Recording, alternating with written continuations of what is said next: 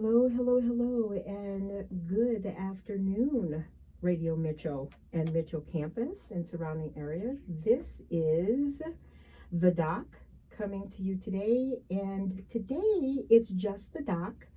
The coach will be returning for our next episode in a couple of weeks.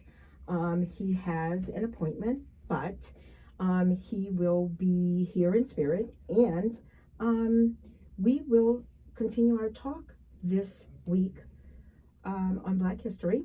That's where we started last time. We talked about some of the issues and some of the positive things that are happening in our community and ways to get involved. So before we get started, I just need to do a quick disclaimer. The information, recommendations, and opinions expressed on the Doc and the coach do not reflect the views of Mitchell College. So with that being said, again, thank you. I am so happy to be here today and to continue our conversation regarding Black history and the positive aspects of what's happening in our communities and some of the areas of what we need to influence and to just see improvements. So we are going to have a guest today. Our guest will be here in about 20 minutes. It will be Miss Tamara Lanier, and I will give more of an introduction to her when she gets here. However, she just recently came out with a new book that's called From These Roots, and it just describes her experiences with trying to reclaim some of her family history, and she will go into more detail about that when she gets here later on.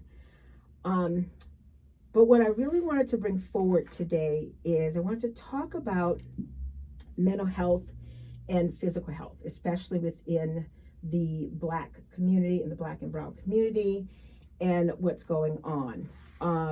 There's a lot of changes going on currently in our government, in our states, in our institutions. So the one thing I definitely wanted to highlight to begin is to discuss the conversation of not looking at mental health and physical health as two separate entities. They go hand in hand. One affects the other, and they are intermingled. So to begin, I want to begin with a positive statistic, and this information starts and comes from Centers for Disease Control and Prevention. And this particular statistic just talks about the death rate for African Americans having decreased at least 25% from 1999, the beginning of going into a new millennium, to 2015. And that is definitely a positive aspect. And I think you can attribute that definitely, I think, to better information, more knowledge through having information at your fingertips, being able to Google information to get valid, incredible information through places like Center for Disease Control, WHO, the World Health Organization, and then bringing attention to more of the issues that affect the Black community. So within that statistic, we have to start looking at how we have made those changes, because when this piece of information came out back in 2017, that was prior to us going into COVID. And yes, there was a lot going on with COVID. We had many deaths, and especially within the Black community. And those deaths resulting from health issues. And again, something that was brought to light, looking at the disparities within the Black community and some of those needs that were there. One of those statistics actually said at the time that African Americans ages 18 to 49 are 2 times as likely to die from heart disease than whites. The other statistic that they put forward was 50% of African Americans ages 35 to 64 years are 50% more likely to have high blood pressure than whites. So when you look at this research that has come out, and in particular, when you're looking at some of the factors that go into that, I was having a conversation, as a matter of fact, with the coach today, and we were talking about those precursors that come along. We were talking about, in particular, we talk to people who have addictions, and we say, if you understand that you have a family addiction, if you've had a history of, say, and I would just say alcoholism in your family, that you have that trait within your DNA that can be triggered, and then, without knowing it, you then become addicted to a particular substance. In this case, I was referencing alcohol. But aside from the precursors that we talk about with alcohol or substances, we were talking about health issues. People who discover they can be perfectly healthy one minute. They've gone to the doctor, things seem to be fine, and then all of a sudden something arises. There may be no family history there involved, and the person has not had any even symptomology with that particular condition. And so we started talking about social factors. There's a lot of conversation that's held about generational trauma. And so when we talk about generational trauma, especially for African Americans, and we talk about going back to slavery, 400, 500 years of being enslaved, and what that does to your system, the stress that it puts on your system, because now we understand when someone is put into a stressful situation, your body produces cortisol. Cortisol is that hormone that comes to your aid to let your muscles know, hey, you got to get ready, something's going to happen, I need to be on guard, I need to be alert. However, this particular hormone it's not supposed to stay in your system. When it stays in your system, it creates cardiac issues. It creates heart conditions. So some of those social factors, aside from looking and going into stress, some of the social factors that they highlighted within the research that they put forward, they looked at unemployment. Those factors that affect our community: unemployment, living in poverty, no home ownership, not having access to a medical doctor, not knowing where you can get access to a medical doctor, smoking, not being active, sedentary life, and obesity. And I'm going to pop back just for a minute to talk about could not see an MD. So within our community, there has been this historic issue and historic factors of not necessarily trusting the medical field. Even to this day, there are some issues that still exist within the medical field. But in particular for Black Americans, when we look back and we talk about the Tuskegee study with the syphilis, and where we had a whole generation of men who were given syphilis without them knowing about it, and that was back in the 30s, and then it was not disclosed and found out until the 70s, the early 70s, when it was ended. There have been many instances, there have been examples of issues around medical practices and the Black community.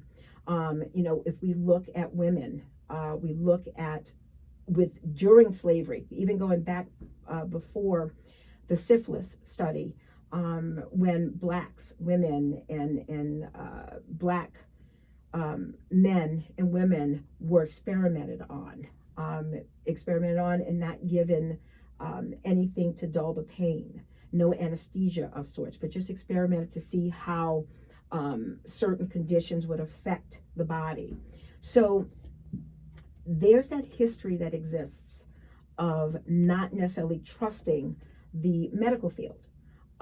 There have been many changes, but we also have to consider that there are ongoing issues. There's research and continuing research where we look at the mortality rates for Black females who are gestational, who are pregnant and having children, and the mortality rate of Black females dying while pregnant and even postnatal within that first year right after having the baby, and even the mortality rate of African American babies compared to their white counterparts, that is still elevated. It still exists.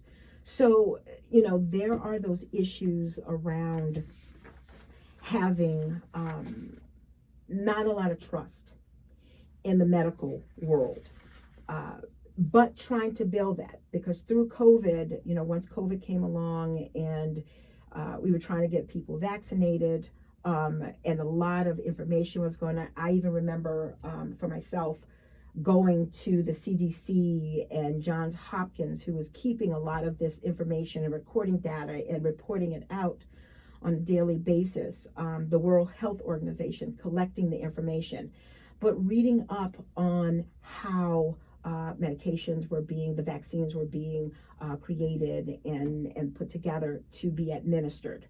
I myself, I remember going to Bacchus Hospital and getting my vaccinations and actually going live, showing that, hey, this is what I understand. I've gone on and read, I've shared information for people to be able to access and have that information themselves. But showing that, there are members of our community who are saying, hey, let's get out here, let's get vaccinated so that we can be protected. But even with those measures, it doesn't guarantee that things aren't going to happen. There were those folks who were like, I'm sorry, I'm just not getting this vaccine. Enough time has not been given to see what the outcomes would be. So you still had that sort of mistrust. The good thing is now, I think in light of COVID and having a lot of conversations and discussions with many of our community, some of our prominent people in our community, and I'm going to say Roland Martin for one. During that, Roland was on daily. He's always on daily, giving information and talking about the safety of medications and even vaccines. But we now have more information. We have better connection, and that always helps. Being able to connect to your community and being able to get the information you need so that you are better informed. So it's that effort to have access to medical professionals, to doctors, and people that you can trust in particular. There is a statistic that I thought was really interesting, and it actually spoke to the number of men, and actually the outcomes for Black men seem to be better when they've gone and found Black physicians. Now, whether or not that's a placebo effect, they go in and they feel more comfortable. The outcomes have been better in this area once there is that trust factor, and you have to build trust before anything in order to see changes within the community and within yourself. So one of the areas looking at health and understanding how this goes together is they were looking at and discussing how much earlier now the differences that show up in African Americans who are in their 20s, 30s, and 40s, and actually the diseases and causes of death. They were finding that individuals of color, Black Americans who are in their 20s or their 40s, were actually dying of many conditions that were typically found in older white Americans. So how much of this can be impacted from the stressors that we talked about, and in particular, like I said, the stressors that come about, you have a precursor to stressors. We have a long history of slavery, and then those generational traumas that come along. So when we talk about having precursors, say for an addiction, I don't think it's so far-fetched to understand and I think look and research and see where there could be those precursors to develop conditions once they've been triggered. If you experience certain social stressors in life, whatever those stressors might be, just as we have those precursors in our DNA for addiction, there could be those precursors there that can exist for medical conditions. And again, like I said, people come in and they are amazed. They're like, oh my gosh, I was perfectly healthy, or, my family member was perfectly healthy. And all of a sudden they developed a heart condition. And so,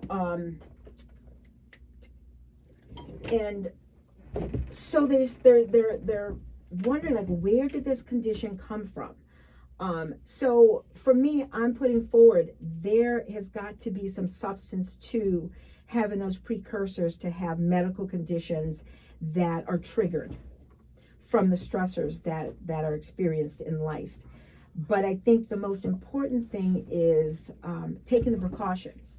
Whether you are in your 20s or your 30s, we all know stress happens, but I think it's also making sure that you are healthy, that you are mindful of the foods that you eat. You're not putting a lot of fried foods into your diet and junk foods and processed foods. That was the other thing the coach and I talked about, the differences in our generations. Like, if you grew up in the 70s and prior to that, when you had foods that were being home cooked, you had more home cooked meals, less processed food, compared to present day, where you do have more processed foods, and how we're exposed to that and what that does to your body in combination with stress. So it really is taking a look early on, whether you're 20s, 30s, 40s, really saying, I've got to look at how I'm living, what I'm putting in my body, how I'm managing stress, how I'm managing my medical health, my physical health, and keeping that consideration that just because you might be feeling fine now in your 20s, but the body keeps score. It takes on all of that, and 20 years from now, when you're 44 and not 24, and your body says, hey, something's occurred, I'm getting a little older, things are changing in my body, and then we see some of these medical conditions start arising. So I think it's important for us as Black Americans in the African American community, really taking a look holistically and starting early. And I think some of that responsibility does need to fall on the older generation to say, hey, look, this is where we are now, and if I knew then what I know now, I would have made the change. So I think we have those younger folks that look to us when you get in your 50s and older to say, hey, coach me. You don't necessarily have to tell me what to do, but coach me, be there for me, give me some guidance. So I think definitely hearing from the older generation of, hey, young blood, have you thought about this? Are you thinking about that?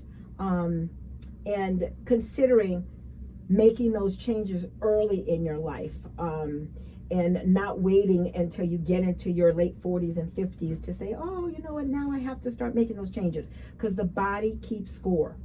You may not think it does, but it does.